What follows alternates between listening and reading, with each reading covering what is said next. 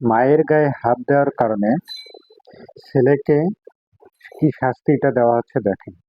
এলাকার সালিশি বৈঠকে ২০টি বেতের বাড়ি দেওয়ার জন্য সিদ্ধান্ত নেওয়া হয়। তাই তাকে ২০টি বেতের বাড়ি তাকে দেওয়া হচ্ছে।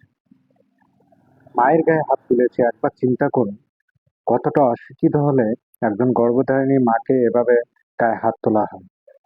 কিন্তু ২০টা বেতের বাড়ি না পড়ার আগে দেখেন গর্ভধারিণী মা কিভাবে আটকাচ্ছেন।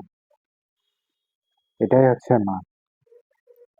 আমরা হয়তো চিনতে পারি না অনেকে, বিধায় আমরা মায়ের সঙ্গে আমরা খারাপ ব্যবহার করি। যার কারণে আমরা পৃথিবীতে এসেছি।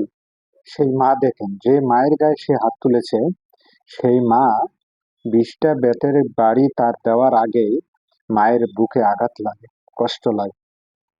আর সেজন্য মা দেখেন ছেলেকে মারার আগে বাধা হয়ে দাঁড়ায়। এটা হচ্ছে মায়ের ভালোবাসা, এটাই হচ্ছে গর্ভধারিণী মা। আমরা সবাই প্রত্যেকের মাকে যেন আমরা ভালোবাসি, তাদেরকে আগলে রাখতে পারি এবং বয়সকালেও যেন তাদেরকে ছোট বাচ্চার মতো যেন আমরা তাদেরকে স্নেহ করতে পারি, পরিচর্যা করতে পারি। এটাই যেন হয়। আমরা সবাই সবার মাকে আমরা এভাবেই ভালোবাসবো, আগলে রাখবো। আমরা যেন কখনো মায়ের সঙ্গে খারাপ ব্যবহার না করি, কখনো তাদের গায়ে হাত না তুলি। যদি এই ভিডিওটা আপনাদের ভালো লাগে এবং সমাজকে পরিবর্তন করার জন্য এই ভিডিওটা হয়, তাহলে আপনারা সবাই এই লাইভটাকে শেয়ার করে দিবেন।